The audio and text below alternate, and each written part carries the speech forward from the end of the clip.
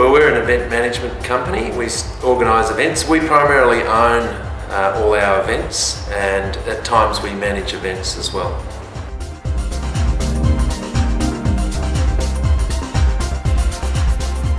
Well, I was a triathlete that got glandular fever and had to then be forced into an organisational role, and then it started as a hobby that then became a part-time business and then on to a full-time business, and I'm lucky to still, 27 years later, I'm still passionate and enjoy what I'm doing.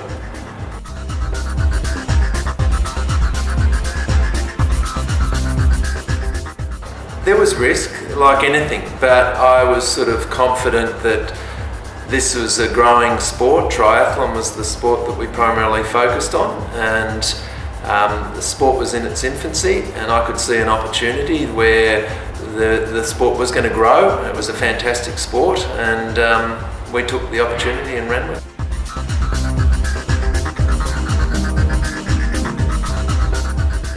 Oh, a massive growth, probably massive since the early 90s really, just from all levels, from beginners right through to people doing long course and ultra distance events.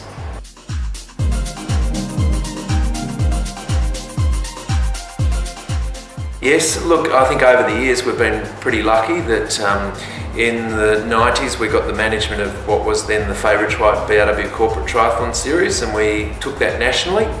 And then in '94 I was awarded the World Cup Triathlon in Sydney, which was then, we staged for 6 years, and then I organised the Olympic Triathlon. There's sort of a number of things that have come up over the years, the Gatorade Series, and we've expanded into cycling, expanded into running, and the Challenge Melbourne event is our newest event, which sold out within a week, which is fantastic. Probably the first time our corporate triathlon had 2,000 people in it, because at the time the sport was lucky to get 800 people in a race, and to have 2,000 was quite a challenge and a great achievement. Then it was probably going on to maybe '93, we organised the Diet Coke Mile in Sydney, and we had 250,000 spectators, and that was our first big spectator type event, which was live television. '95 was the first World Cup Triathlon in Sydney, and that's sort of the start of the sport becoming national with the International Triathlon Union, and everything was focused on this event growing towards and fine-tuning it towards the Olympic Games, and seeing a multi-lap course, draft legal, a whole new range of things occur, it was just the most exciting event. Then of course the Olympic Games.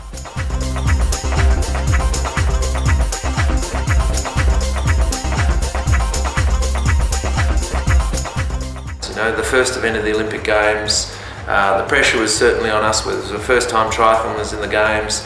It was 3 years of full-time work. I worked for SOCOG in that time, kept SuperSprint running at the same time, and to have 2 billion television audience, 150 to 200,000 for the spectators for the first event was just such a buzz. And then the next day was the men's event, and 300,000 spectators. It was the buzz event of the Olympic Games. It was the first time, and it showcased Sydney, and certainly that would be one of my big highlights. The UCI Women's Road Cycling World Cup in Geelong, which was the first cycling event we'd done, and there were a lot of people within cycling that are going, oh, who's the triathlon promoter coming to our sport? And we've sort of had a little bit of resistance, but we did a great job, and we were told we'd done a great job, and Sarah Carrigan won it, and she went on and won the Games. So that was fantastic. But also just even 2011, we did the first Falls Creek event, which only had 600 people in it, but to do an event at altitude with just the most spectacular scenery, the cyclists were riding along with clouds below them, that still rates as one of my top 10 highlights as well.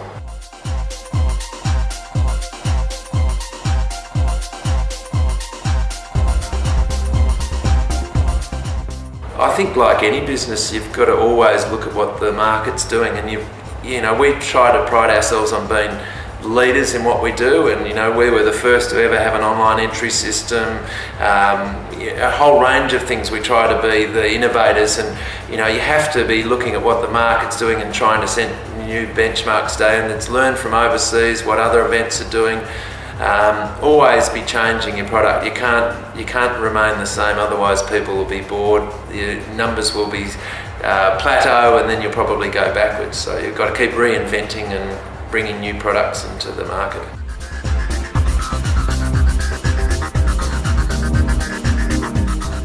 Probably one of the reasons that I still love being involved in the sport is that it doesn't matter whether it's the world champion, and we've been lucky. We've seen a lot of world champions that have come out of our events, from Chris McCormick, who's doing the challenge event. He did a number of our races when he was a teenager, and I caught up with him last week. Emma Carney started in our events. Peter Robinson started in our events. They went on to win world championships. But it's not just the elites. It's right through to the person who writes a letter to us and said, I saw your event. I was 140 kilos. I wanted to do a triathlon, and I did a walking program. I spent 12 months preparing. I lost all this weight. I finally did the event. I came last, but it was the greatest achievement of my life. Those are the sort of things that keep me going.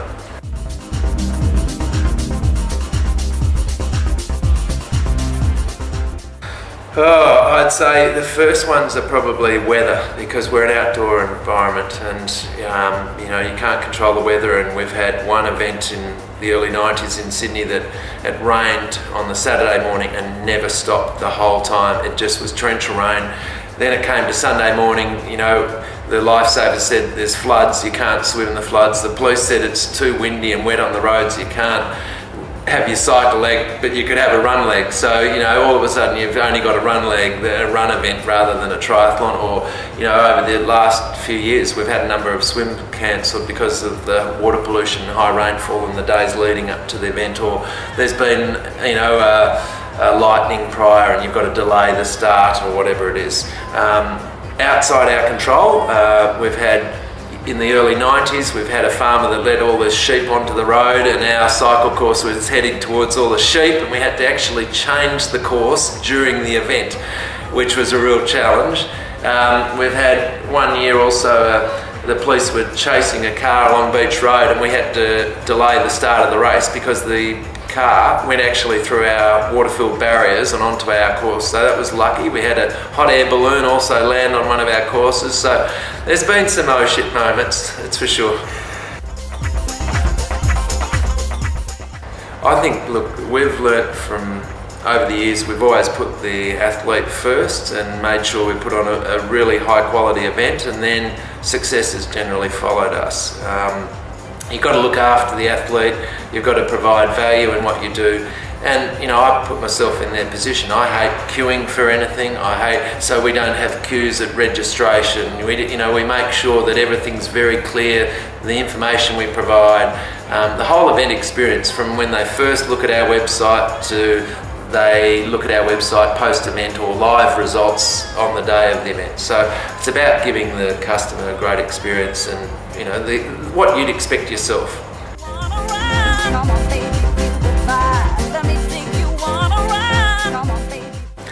Look, I think triathlon, being a new sport in the early 90s, they were responsible for the aero bars, and the aero bars, I think it was it Greg LeMond? Yes, it was Greg LeMond used aero bars to beat Laurent Fignon in the time trial and win the Tour de France because of technology that came through from triathlon. I think competitors in triathlon are super switched on with regard to all the training technology that's power meters to heart rate monitors. It's all come very much through triathlon and as much as even in cycling in some regards. So yeah, technology wise, and that from the back end, from our online entry systems, to live results and live timing, all those sort of things, because that's what our customer demands. They're very technology savvy, even though I might not be.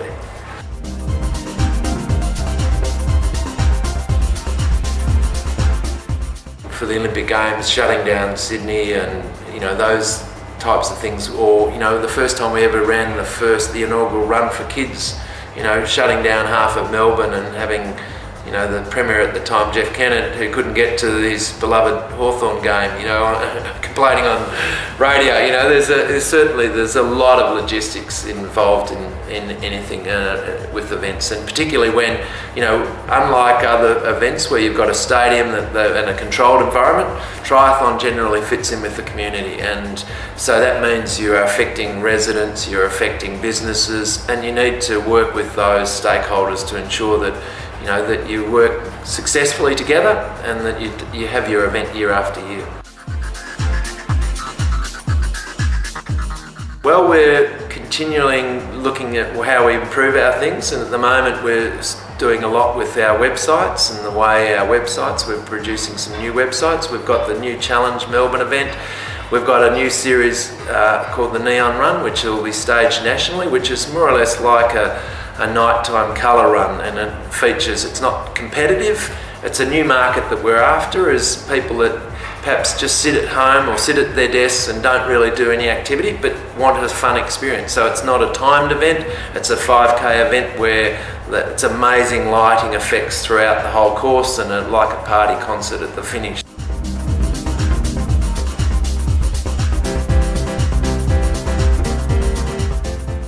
I think getting people fit and healthy. I think it's a major concern that we've got young kids that are not exercising, childhood obesity. I think technology has worked against kids. I've got my own kids and constantly battling with my boys to get them off technology and, you know, television, and to be exercising. And, you know, as kids we exercise, it was part of, you know, riding a bike to friends' places, and exercise was part of our life. I think now exercise is not part of a lot of kids' lives, and it needs to be. It just, you know, from riding the bike to school to participating in regular activities. So I think that's the one thing that, you know, we'd like to see, that we're achieving healthy lifestyle for Australians.